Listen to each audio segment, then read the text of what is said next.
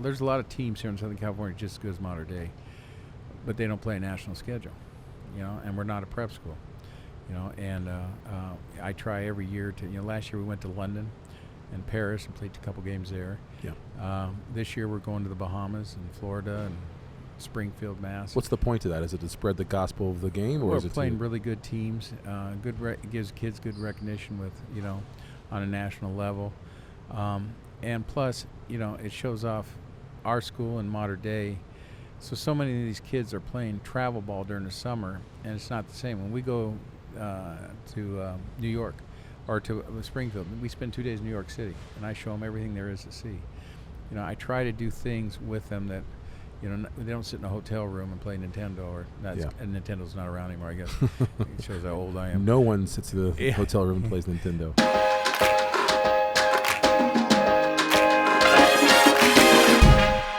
Gary McKnight, Mater Dei head basketball coach, joined in 82, 83, so this is your 42nd year? Yes, sir. You're joining us here today. Yep. So to run down a bit of your greatest hits: one national championship, 11 California state titles, 16 Southern California regional titles, 23 CIF Southern Section titles, national championship. Monarchs have had 39 league titles in your 40 years, including 34 consecutive. Yes. Beyond that, 9 players to compete in the NBA. Yes. 24 Monarchs have been named California or CIF Player of the Year. 2 Monarchs named Gatorade State Player of the Year. You have won a Naismith Boys High School Coach of the Year award, California State Coach of the Year award. Your total wins ranks number 1 in California and 4th nationally. Something like that. Is it different parenting sons than it is grandparenting granddaughters? Grandkids are so much fun. Kids are still costing you money, and they still living at home and still all around town, but I enjoy them all. But the grandkids are the joy for my wife and I. If somebody spilled in the car and it was your son, it was a major thing. Now grandkid spills, you go, you know what, does it really matter? Just little things like that. And what is it about? Does it boil down to something like the economics of being a grandparent? To your point, which is they're costing you money versus not, or? Yeah, they still like their certain things, and we spoil them. But we're fortunate because all 5 sons live here in Orange County. So, and we get to really enjoy it and see them all the time. You've built an internationally acclaimed basketball program. It's been a great run. So how have you done that? You started 42 years ago. Did you know what you're getting into when you started? 2 months before I got the head basketball job at Mater Dei, I was a finalist for the head baseball job at Ocean View High School. And my sport, a sport I really love is baseball. That's the sport I played all the time. And but I was coaching basketball at San Clemente High, Saddleback College with Bill Mulligan, Ocean View with Jim Harris, who taught me so much. And it just was something I really took a hold of. And I coached a lot of youth basketball. And I really fell in love with the game of basketball. And 2 months after I didn't get the baseball job in Ocean View, I got the head basketball job at Mater Dei. Do you coach your players differently than you parented your sons? Well, as the years went on, I've changed, as all my ex-players say. They said in the 80s and 90s I was really a tough guy. I think you have to adapt to what's going on in the world and how things are going. And a lot of people can't change, and I think I've done a pretty good job of changing over the years. That's part of your success matrix? Yeah, and just knowing what kids, how sensitive they are, and dealing with people. Luckily, I'm at a school where they support you 100%, and it's a real positive environment. And I've been really blessed over the years with the kids I've had. This year's group, I've got 22 kids in the varsity locker room, and 12 of them are 4.0s, and we got a 3.6 GPA. And not only can they play basketball, but they're taking care of other things. Is that an edict that you share with them, that they have to get the grades in order to play for you, or is that just a happenstance? I've had teams up and down, but yeah. This group has been really special for me. But all of them have been special over the years. I mean, I can go back and go over all those great players and how fortunate I was. All those wins didn't come because of me. They came because we had a lot of good players that we got to play and we got them to play together. Does your program recruit the kids? Do your kids recruit you? Like, how do you find each other in this very complex world of basketball these days in Southern California? Well, we're fortunate because Orange County knows Mater Dei, and if your son's a real good basketball player, you're going to at least consider going to Mater Dei. And I think that really helps us so much. It's a solid school. It has so many major things they have, from the religious end to the academic, and the athletic or extracurricular. It just has so much to offer, and it's I think it recruits for us. Were you drawn to the religious part of that operation? I'm Catholic, Yeah. so that helped. But no, it's it's been great for me because during the season we go to mass once a week, and even We the being kid, your team? huh? We being your family or your Yeah, team? the whole team, and it's really healthy for them, Catholic or not Catholic. You sit there and listen to the homily and what have you, and it's a real positive experience. And the school, there's no guesswork at Mater Dei. If there's a pep rally, everybody's at the pep rally. If there's dress up day, everybody dresses up. If there's a school dance, they go to the school dance. Is that somehow related to the religious aspect of it? Are you going to church, or you're exercising community, then does it just translate over into the court? Or? I think it has a lot to do with it, and as all the factors that they have at Mater Dei, from the rallies to, our get-togethers or our bonding times and what have you. We try really hard to bring the kids together. Do you think that's contributed to your success in a meaningful way? Meaning, over the last 42 years, one could argue that the society's relationship to the church has changed a little bit, but if yours has been a constant, has that been a way for you to maintain some kind of bonding agent or foundation? Well, the kids I have are pretty serious kids, not only on the basketball court, but, in the classroom and being active around campus. And I think all that, if there's a football game, they all go to the football game. They sit there and cheer for the football team, and, and vice versa. And, a lot of the sports, we do things together. Like, we'll have a day where we all go to a water polo match. And there's days where the football team, the linemen, will come out to a basketball game. There's a sense of community. Yeah, we do a lot of things together. And as a coaching staff, we work really well. Bruce Rawlinson and I were very close and good friends. And, we had a lot of good times, helping each other. So let's go back to this juncture in your life when you were heading down a different path. You were going to be a baseball coach, not a basketball coach. Right. Do you believe in fate, free will, destiny? Where does this all land? Is this a God reaching down and directing you into a better path, or? I was very fortunate. I got around a lot of good people, and I started off with Stan DiMaggio down at San Clemente High School, and he gave me my first coaching job. He also cut me my sophomore year from basketball, but he knows how much I enjoyed coaching. And then Bill Mulligan at Saddleback College. Wait, why were you cut? Because I could throw a great baseball pass with a basketball, but other than that, I couldn't do much. But I love basketball, and I just wanted to be part of it. And then I got to go with Bill Mulligan at Saddleback College, which was a tremendous learning time for me. What were you doing there? I was assistant coach, and I got to hang around guys like Al McGuire and Jerry Tarkanian. Oh my God! Some guys that were, really down to earth, good guys, and I really got to know a lot there. And then the assistant coach Bill Brumma, who went on to be the head coach there, knew Jim Harris real well at Ocean View, and an opening came up for a teaching job. Okay. I was coaching, but I wasn't teaching. I was doing just a few classes, making a little bit of money here and there. But Jim Harris gave me an opportunity, and I got a teaching job at Ocean View for 3 years. And then my fourth year, they had declining enrollment, so they had to let some teachers go, and I was one of them because I was low in the totem pole. And so I took a job at Mater Dei teaching biology. And I was there about a month, and they said, okay, the enrollment's back up, you can come back over. And I weighed the situation, and I said, you know what, I think I'll stay right here. And I'm glad I did, because that's spring the job opened up. And was that more an intuitive thing, an intellectual thing? It was just something I just felt this would be a great place if I could ever hook on to be the baseball or basketball coach here. And I let them know that early, and I was still coaching at Ocean View my first year at Mater Dei. Really? And driving across town? Yeah. And I lived down in San Clemente, so I was driving everywhere.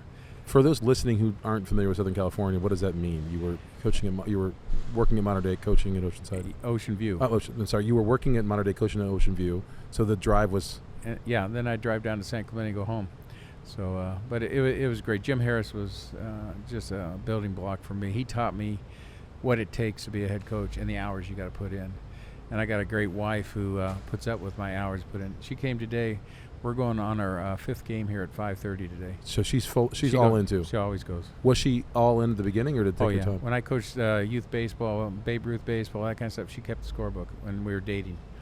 So was she drawn to sports because of you, or was she a sport person and that helped facilitate your engagement? She was on the drill team at San Clemente High School, and I dated her from her sophomore year through senior, and I was a senior when she was a sophomore. So she knew what she was getting into. Yeah, we've been married 48 years now and dated 5 years, so we've been together a while. And you guys have been through all of it together. Yeah, and I'm only 29, so we really started. Well, your 29th birthday is coming up next month, from what I understand. I wish. And hers is as well, or hers, I guess, her 27th birthday. So you've been there for that long. You didn't start thinking you were building a dynasty of a program. Well, I inherited Matt Beezert, Mike Fielder, and Chris Jackson, 3 really good players. We had 2 kids come in, Mike Mitchell, who was Wait, let's go back to a second. We're still on this baseball tip. So okay. What happened to get you into basketball? Were you... I started at 16. I was coaching junior All-American football, youth baseball. I was coaching youth basketball, and I was playing baseball in college. I played 2 years of college baseball at Saddleback. So were you just a coach no matter what? You were just looking for the right application of coaching? I went to my counselor when I started college and said, I want to be a coach. You knew that? And they said, well, you got to be a teacher to be a coach. I said, okay, what do I have to do? And I took so many science classes, being a, doing PE major and stuff, my credentials in biological science. I was so good in biology, by the way. After 2 years, I've been in PE ever since. So it's worked out good. A phenom, as it were. So you knew you wanted to be a coach. Why? What about that? If it wasn't sport, if it was sport agnostic, what about coaching was so special? It just was the interaction and teaching. But you were still pretty young to be able to identify that you wanted to go teach. Well, I was 18 coaching youth sports. I was a senior in high school when I started, and I coached all the way through, and I coached youth sports all the way up to 29 when I got the head job at Mater Dei. Were you always meant to be a great coach, or is it the 10,000 hour thing? You just keep getting better. You learn how to handle kids. You learn how to fundraise. You learn to surround yourself with good people. Those aren't all the things that you go into the sport thinking about. You think about X's and O's probably. Yeah. You think about technique. I went to a lot of clinics. I found that over the years, some of my best notes from clinics are usually sitting at the restaurant or the bar afterwards and asking Coach, what's your best out of bounds play? Put it on a bar napkin or a table napkin. And that's where I learned more of my stuff. And I went to a lot of clinics. There's that famous Bobby Knight and Dick LeBeau story about them sitting and drawing up basically the zone blitz / pressure on the ball defense in a bar on a napkin. Yes. Bob Knight, I saw, he came to my office when he was at Texas Tech. And I went back to his clinic one time, and we had a good time, and he was treating me real well. Did you guys work on throwing chairs? No. I say this, I'm from Indiana, so I'm allowed to. But did you hear the true story on that? What was it? Bobby was coaching. He was going up and down the sidelines. Yeah. And he heard off in the distance, Bobby. And he looked around, couldn't see anybody, kept coaching. This went on 2 or 3 times. Bobby. Finally, he saw this poor little lady across the court. She didn't have a chair, and he threw her a chair, and all heck broke out. He's just being a gentleman. That's what he told us at the clinic. I'm sure he did. I'm sorry I interrupted. Go ahead. No. But, I got to meet Jerry Tarkanian was very influential as far as me as a coach. I'd go to their practices and watch a guy named Tim Gergerich, who was tremendous, and his staff. And he had 4 or 5 coaches on the floor, and they were all coaching. And he was leading the pack. Being a head coach sometimes is being a CEO and not just coaching. And I just love watching how he did things and how he ran things. Where was Tark at the UNLV. time? He was at UNLV? Yeah. Was he was chewing on the towel and everything? Oh, yeah. He had the towel and everything. But, if I ran into him at the Final Four or a clinic, he'd look me in the eye and talk to me. A lot of coaches would look over your shoulder, see if somebody is there better to talk to than McKnight. And he would look you in the eye and talk to you. He was that way with everyone, or you specifically? I think he was that way with almost everybody. Lute Olson was another good one like that. Arizona? Yeah. Did you know him at Arizona or before? Well, I knew Lute real well. Lute recruited, signed like 4 of my players over the years. I see. And he was always very good at calling. Tark one time called me in the morning, on Christmas morning, And my son says, "There's some guy named Tark on the phone." Hey, Coach, how you doing? Great. Because, Gary, I can't believe you guys won the San Diego tournament. That's a tremendous win. God, you guys are playing really well. Hey, I got to go. Take care. Not Merry Christmas, nothing. He's just calling about. He was such a basketball guy. That was it. Yeah. Not on Christmas Day, no Merry Christmas, good tidings. Yeah, I've had the calls where my sons go, there's some guy named Shiseski or somebody on the phone, Dad, wants to talk to you, you know. So They had no idea what was going on? No. That's fantastic. No. So you're talking about Tarkanian specifically, or Lute Olson, having these relationships with college coaches. I'm fascinated by that relationship because you both need each other effectively.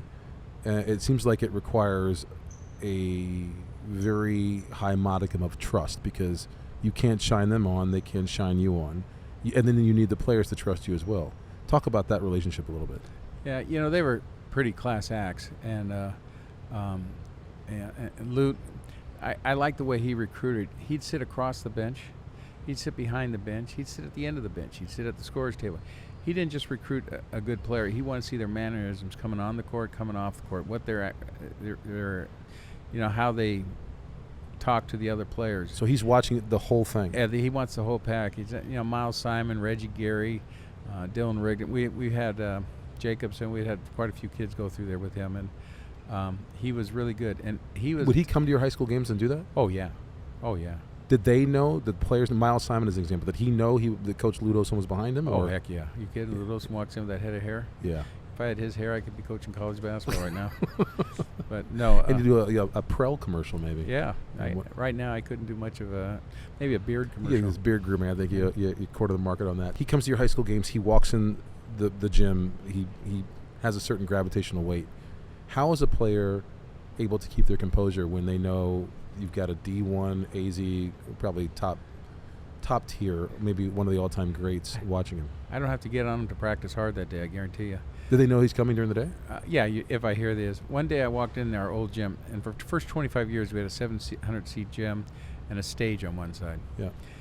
That stage was great, by the way, because I always put the band behind the visiting team, so timeouts they couldn't hear much.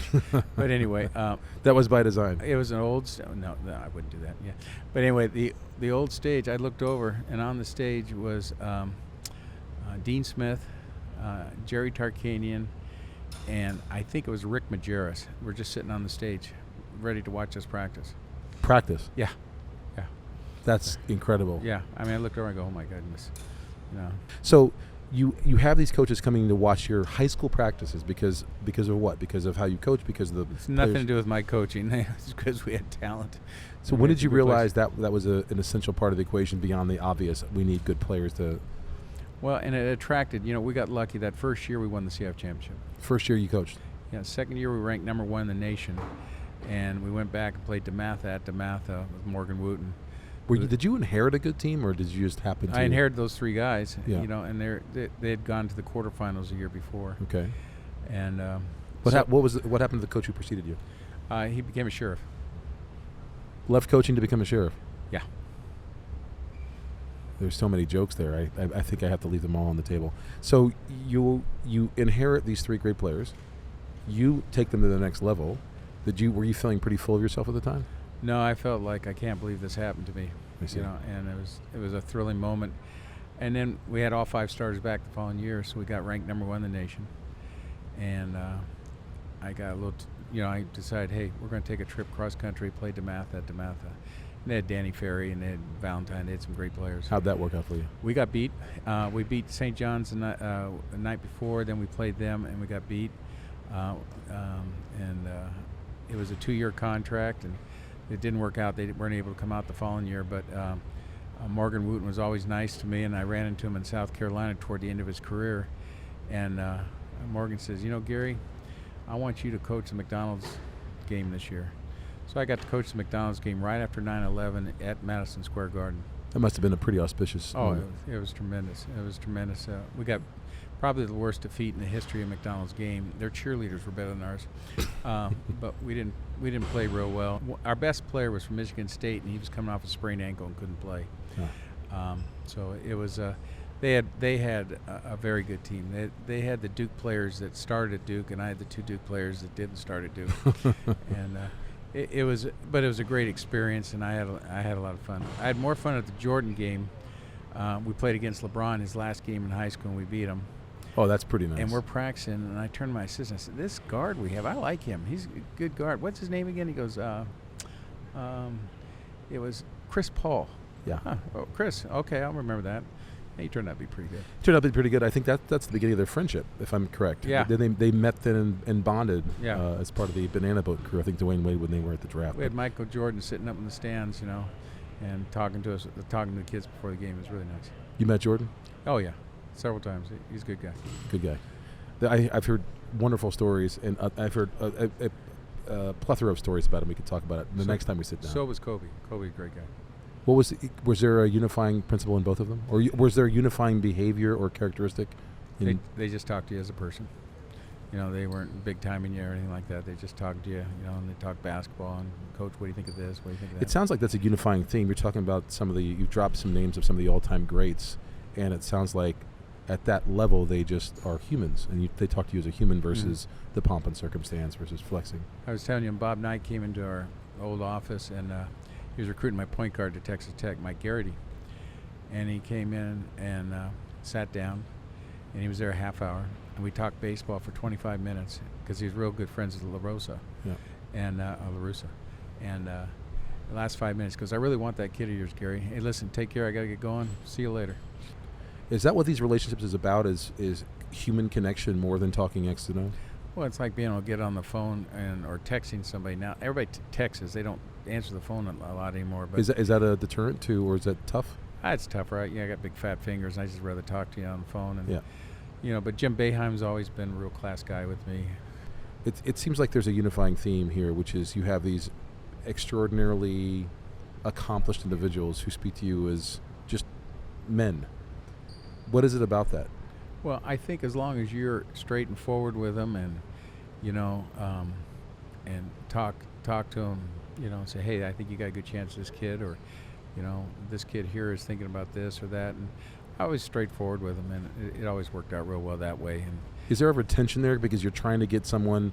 You need to get a kid into a college program because it helps you recruit downstream, quote unquote downstream a little bit, but there's a tension there because you also have to sell it truthfully. I do anything I can to get a kid into college, so what I can help them with. Several of my kids have gone on as walk-ons, and then they scholarshiped them. That's got to be. They really fell in love with them and liked them. So it's worked out really well. Ben Hallen's been great, and when he was at UCLA, Ben Hallen was going to get Stanley Johnson, but when they made the change, and he wasn't the coach there anymore, Stanley went to Arizona. That's a loss. Yeah.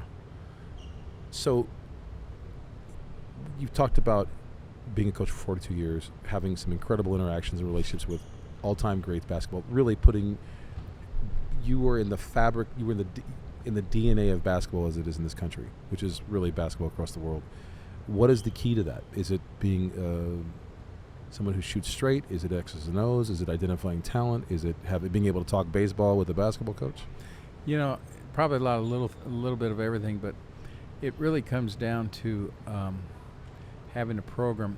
There's a lot of teams here in Southern California just as good as Mater Dei, but they don't play a national schedule, and we're not a prep school, and I try every year to, last year we went to London and Paris and played a couple games there. Yeah. This year we're going to the Bahamas and Florida and Springfield, Mass. What's the point of that? Is it to spread the gospel of the game, or we're is it playing really good teams? Gives kids good recognition with, on a national level, and plus, it shows off our school and Mater Dei. So many of these kids are playing travel ball during the summer, and it's not the same. When we go to New York or to Springfield, we spend 2 days in New York City, and I show them everything there is to see. I try to do things with them that, they don't sit in a hotel room and play Nintendo, and Nintendo's not around anymore, I guess. It shows how old I am. No one sits in the hotel room and plays Nintendo. But, we always try to run our program, and I run my program like a CEO. I mean, I'm on top of everything. We have 86 kids in our program. We have 6 teams. And I treat the 15th guy just as good as I treat the first guy. They're all the same. And I have a lot of kids that keep coming back and just saying hi and what have you. Of course, a lot of them do say I've gotten softer. I'm not as tough as I used to be. So is that having grandkids? Is that just age and reflection and wisdom? Is that just the way kids are these days? You've mentioned that up front in this conversation. You mentioned the fact that kids are different these days. Is it that they're softer? Is it that they're more emotionally intelligent or attentive? Or are they more emotionally intelligent or sensitive? What is it? First of all, they're going to see if you're going to be fair. And I give everybody an opportunity in summer and fall and spring to play. But when the season comes around, we're going to play probably our best 8 or 9, and hopefully you're a underclassman. You got to work hard to get into that spot next year. So there aren't kids who are self-entitled more than they were a generation ago? No, some come in that way, but then they realize they got to work real hard. Do they respond to that, this idea of fairness? Kids love discipline as long as you're fair. You have to be fair with your discipline. I can't just discipline, the 8th and 9th guy. I got to discipline the number 1 guy. I got to discipline the captain too, if it's warranted. Hopefully it's not, but once in a while you have to, make sure they all know they're all in the same, are being held to the same standards. And so there's not the Bill Parcells quote of I keep everyone to the same standard, which is I treat everyone differently, or is it not that? I treat them all the same. And I'm very fortunate. Again, I've been blessed with a lot of good talent, and I've been very, very fortunate. Is it fortune or is it design? Is it hard work? I hope it's hard work. Why do you say that? I spent a lot of hours there, So you want there to be some kind of causal relationship between your hard work and... if they need to be there, there's a coach or me there to open it for them, and we're going to get our shots up. We're going to get that. And, we try to do everything very classy, and the school is tremendous in supporting the athletics there, not just the football or basketball or volleyball. They support everybody, and it's the makeup of the school. Our extracurricular is a major thing, along with everything else we have, academics and our faith and what have you. But it just makes everything work. And when school ends, that's when the school comes alive, because there's something going on everywhere on that campus. When you build a great team, are you looking for someone who can create their own shot? Or are you looking for someone who can fit in your system? Best player in the team needs to be your point guard. Always. Yeah, point guard. He sets the standard. If you got a point guard, all he wants to do is shoot. It's gonna be real hard to keep those other 4 guys happy. And you got to have somebody. Point guard is so exposed, bring the ball up the floor. And Stanley Johnson, for instance, as a freshman, he had 15 rebounds as a center for us in his freshman year. We won the state title. Sophomore year, he played forward. We won the state title. Junior year, he played shooting guard. We won the state title. Senior year, he was my point guard. People said, he's not a great point guard. I go, he's the best I have. And, you just have to adapt. And where did Stanley Johnson go after that? Stanley went to Arizona, then he went to the NBA for the last 6-7 years. And where is he now? He's either going to hook on with another team he graduated high school at 18. Yep. Nowadays everybody's a holdback. They're 19 or 20. And what do you think about that? Boys are immature compared to girls. Girls, I think, are so much more mature than boys. And I think that extra year really helps a lot of the kids. Okay. So you don't think it's gaming the system, or? Some are. I know there's kids that stay back 2 years. But you got to be a certain age or you're not eligible. So not eligible for high school or high college? High school. So is that a slippery slope? Is it, generally speaking, kind of a self-correcting thing and it sorts itself out? This idea of holding back 1 or 2 years? Yeah, 2 is pretty drastic, but 1 year for a boy, I don't think is the worst thing you could do for a kid. Give him that extra year of maturity and growth. And most of us are in no hurry to get your kid into college and out of the house. Most of us like them being around for a year. Yeah, that's another way the world's changed. Yeah, and back in the day, of course, I was Vietnam, but back in the day, you really didn't want your son getting drafted right out of high school either. Is the key to your success that the world has changed and you've adapted to it, or have you? Let me back up. Has basketball changed and you've changed with it, or have you changed basketball to a certain degree? Well, there's certain things have changed. Everybody's in love with the three-point shot now. Kid walks in the gym, he doesn't shoot layups, he shoots three-pointers. How do you feel about that? It's great. High school, the three-point line is obviously shorter than college and what have you. And, I think it's opened up the game, and it gives a lot more penetration with guards because people are spread out guarding people. And I think that, it's changed defense, made defensive changes, and made other people change their concept of how they're going to guard people, or are they going to help off people or not. And probably a lot more film work and studying. What books are you reading right now? I just finished Bud Selig's book when he was commissioner of baseball, and it was a great one. Now I'm reading Willie Mays. So nonfiction only for you? Yeah, a lot of baseball books. You really do love baseball. Oh yeah. You're constantly trying to improve as well. Die-hard Dodger fan, by the way. I would expect. I grew up in Inglewood. So really? Yeah.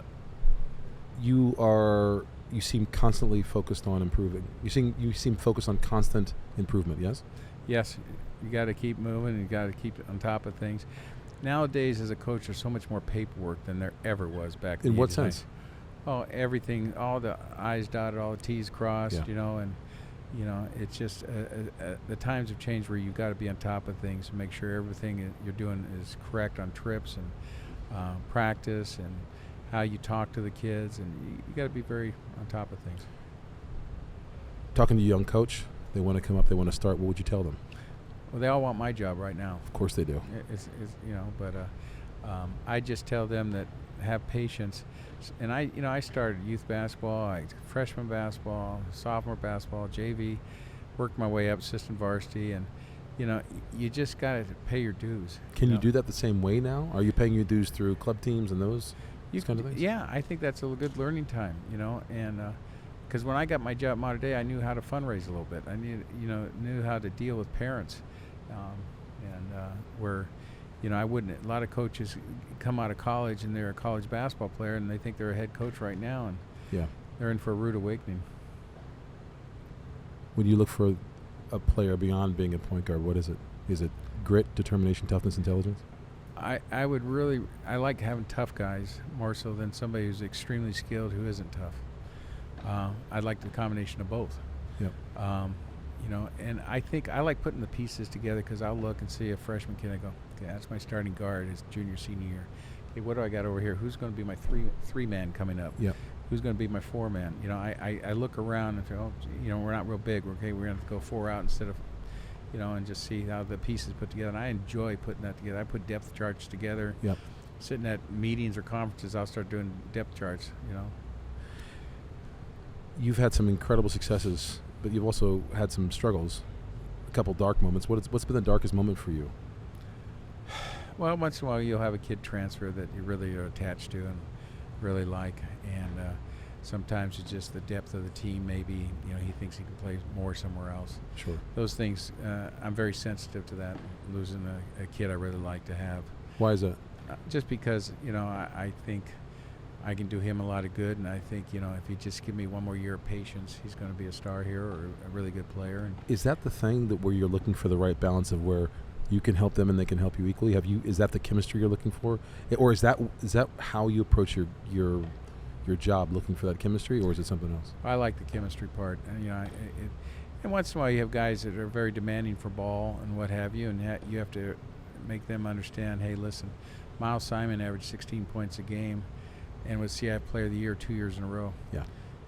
And just because he could do a lot of things on the court, and same with some of the other kids I've had. And scoring's not everything. It's being able to move to the next level and help them win. College is more about winning than high school. Because they're trying to keep their job. Say that again. College coaches are trying to keep their job. More than high school coaches? Yeah. It's a tough game. Yeah. What are you getting at? What do you mean? What are you getting at with your coaching? You've coached for 42 years. After the COVID year, I was so bored. I was at home. There's only so many times you can clean the closet. Yeah. Or do the weeding around the house. I was going crazy. I mean, just going nuts on that. And we were able to get a season in June, and that was a delight for me. We played our last game a week and a half after school was done, in regular season. Yeah. But after that, I go, if I retired, what job would I have better than I have now? I coach basketball. I'm around great kids. They keep me young, and I got something to do every day. I have a lot of friends that are my age or a little bit older that have died. They retired and they died. You think there's a causal relationship between the two? Absolutely. I'm going to stay busy as long as I can, and I have no intention of retiring anytime soon. How do you stay motivated knowing you're already the all-time winningest coach in California? All-time greats. You're on the Mount Rushmore of basketball coaches. How do you stay motivated, other than just wanting to stay busy? I just like the motivation comes from just having something to do every day and being around the kids. Like I've said 3 times, I mean, it's just I really enjoy that. And my family, it's a family thing. I got one son that does the clock. I've got my oldest son just got a job coaching in the NBA and or working in the NBA, and they're all kind of connected, and they all were different. One kid played basketball, baseball, one played football and golf, one played soccer. Yeah, I mean, everyone was different, but it added to a lot of fun. Do you look back with any sense of satisfaction right now, or do you keep moving forward? You just move on to the next game, next season. And I look back, I got a lot of fond memories over the years and things we've accomplished and things we've done. And the biggest thing, and I said it earlier, is when the kids come back to visit me. They're not kids, that guys in their 50s now. They're coming back and saying, "Hey, Coach," and they're constantly coming back. To have Miles Simon walk in your gym and say, "Hi, Coach," and Stanley and some of these guys, it's really nice. I've been blessed with a lot of good players, and that's one of our biggest reasons for success. I've been really blessed. Those great players, do you find them or do they find you? For the most part, they find us. I mean, they've come to watch our games, and we grew out of our gym. We played at UCI. In those days, we outdrew UCI on Friday night. Right.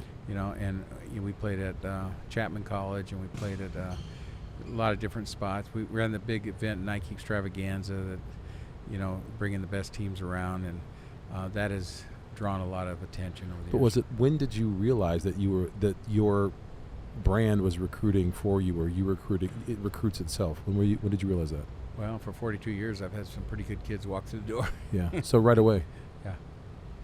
I appreciate this conversation. Thank you so much. I look forward to another conversation down the line, and all the success in the world to you. Thanks for having me. Thank you so much, Coach. Appreciate it. Take care. You too. That was great. Best of luck.